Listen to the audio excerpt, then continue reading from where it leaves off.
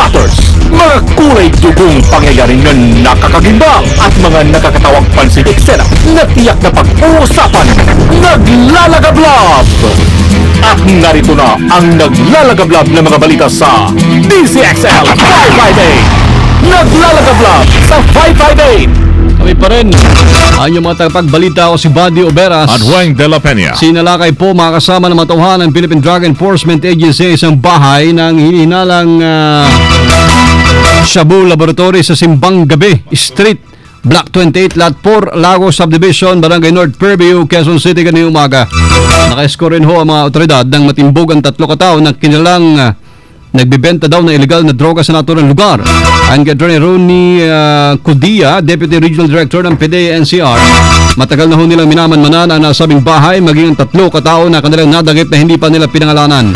Naka-full battle gear ang mga member ng PDEA ng isagawang raid sa bisa ng kanilang bit-bit na search warrant.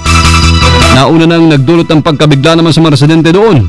Sa kabila ho ng tensyon, matagumpay na naaresto ang mga suspect at kasalukuyan nasa kustodiya na ng PDEA. Habang patuloy pang inaalam ang kabuang halaga ng Shabu at drug paraphernalia na kanilang nasamsam. Naglabaso ng power interruption. Ay, hindi. May boses pa yata. May boses pa pala. Pakinggan natin si Attorney Ronnie. 3 tao to, considerable number of Shabu. Sa report ng ating mga confidential informant, alam natin talamak na magtutulak ito ng pinagbabawal na gamot, kaya siguro marami ito. Wala namang resistance nung kayo nagkagawa ng raid dito. Nabigla sila. Okay, salamat, Attorney. Pero yun po, yung mga pusher, hindi ho yun yung may-ari ng Shabu Laboratory, hindi ho, wala nahuli. Si Attorney Ronnie Cudia ng PDEA.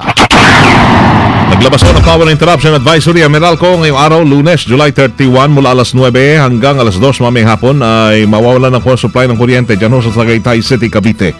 Bilang ho yung mga apektado dyan, yung Magallanes Drive mula Tagaytay na Sugbo National, Pacific Grove Tagaytay Residential Estate, St. Joseph Village, Altamonte Subdivision, Richmore Land Subdivision, Barangay Kaybagal East, Barangay Kaybagal North, Barangay Maharlika East, Barangay Maitim 2nd West, Barangay Mendez East Crossing at Barangay Silang Junction North.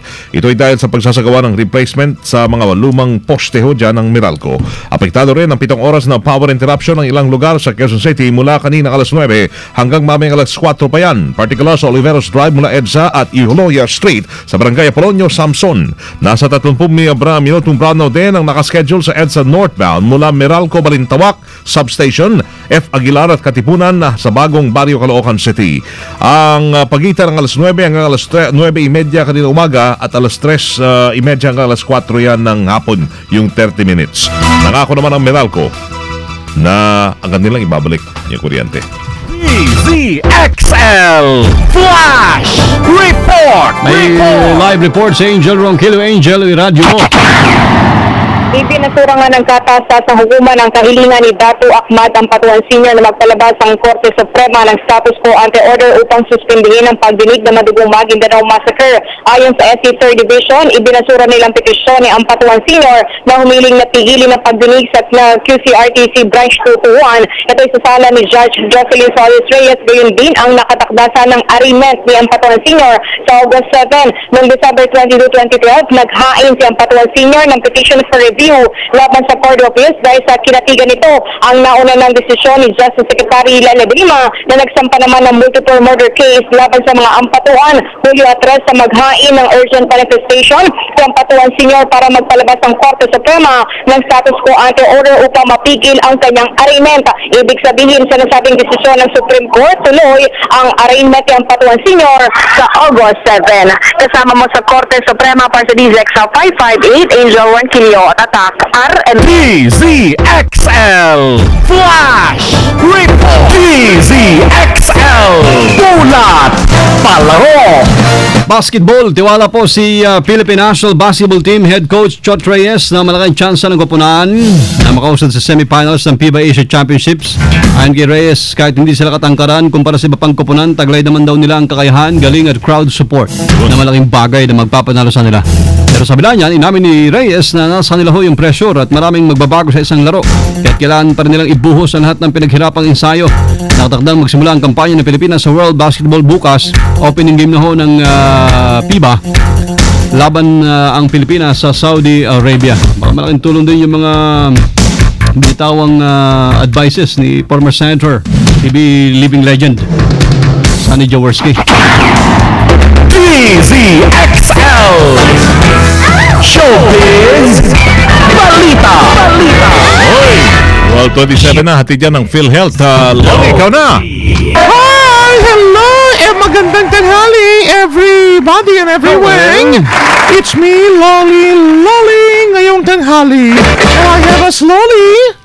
Medyo hindi to magandi dahil naghahanda na raw ng kasong criminality ang kampo ni Claudine Barretti laban sa dati niyang mister na si Raymart Santiago.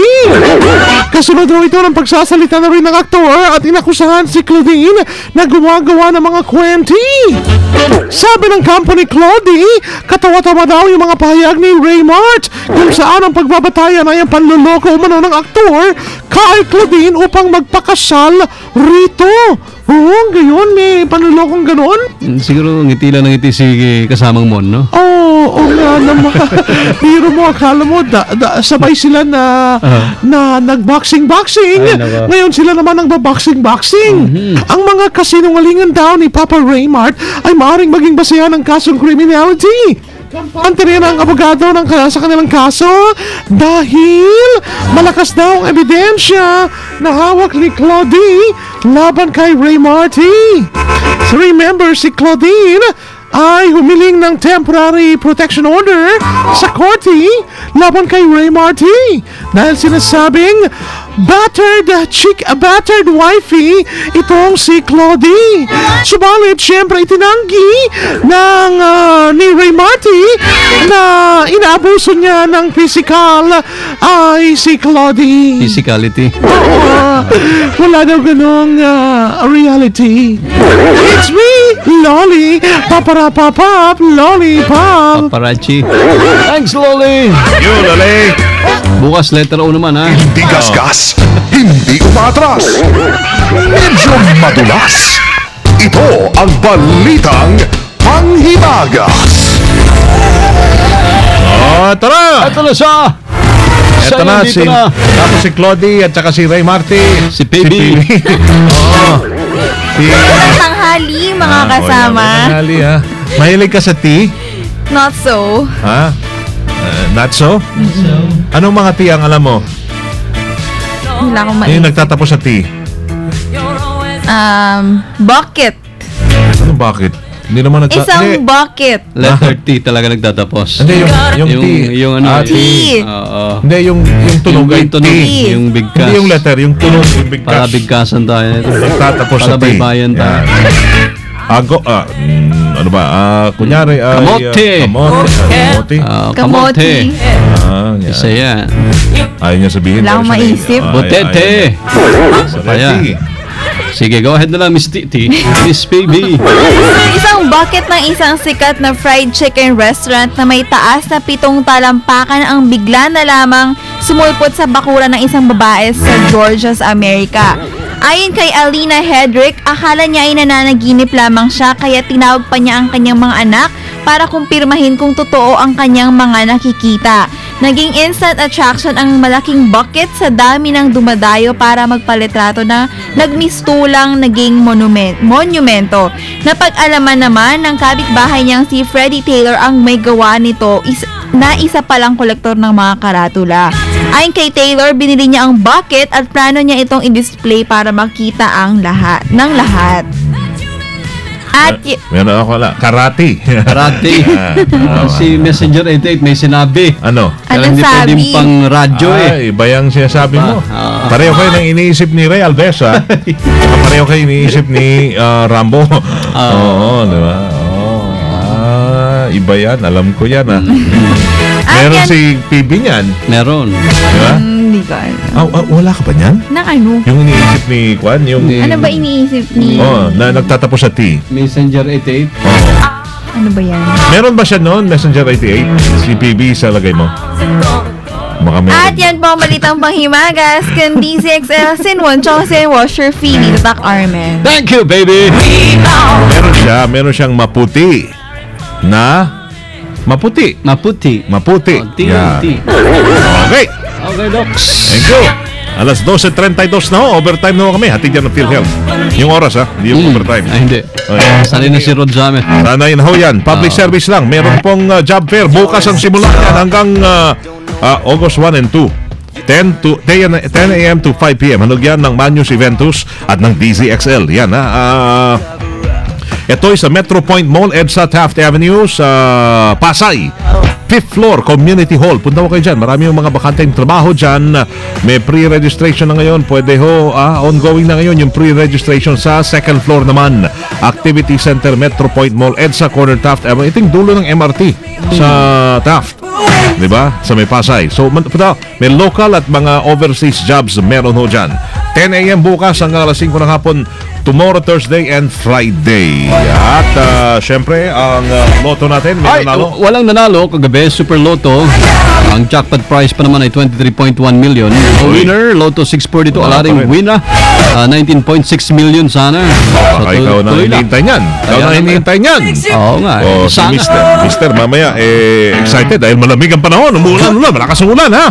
Para sa dagdag na lakas, Mister, para ka astig pa rin at hindi umurong sa magiging laban tonight, mag-robas ka. Dahil sa robas, astig ka. Available yan sa Mercury Drugstores, Watson's, The Generics Pharmacy, Generica, SM at Rustan Supermarkets at all leading drugstores nationwide. Pwede silang tawagan sa 0909-333-3333. Dire-diretso mga naglalagablab na balitang tatak RMN, mga kasama yun napahinggan sa DCXL 558. Ngayong tanghali ho ng One is Dating. Yes. Yeah. It's the July 31 nga lang, 2013. Huling araw ng buwan. Kasama nyo, Servisyo Publiko from the province of Occidental Mindoro, mabuhay. Ako si Buddy Oberas. Bigay-bigay ka na. Hey kanina. At from the city of Samuel, Luceres Primo Armando, hey! Susunod na ang FW, ha? Ako po si Weng de la Peña. At kami pong lahat sa XLI, Tatak RMN. Sumayo ang 15 minutong kalipunan ng mga pinakahuling kaganapan sa Kalakang, Maynila, sa ating bansa at saan mang dako ng mundo. Naglalagablab! Dito lamang sa Unang Pihit, DZXL 558, ang bagong kasama mo.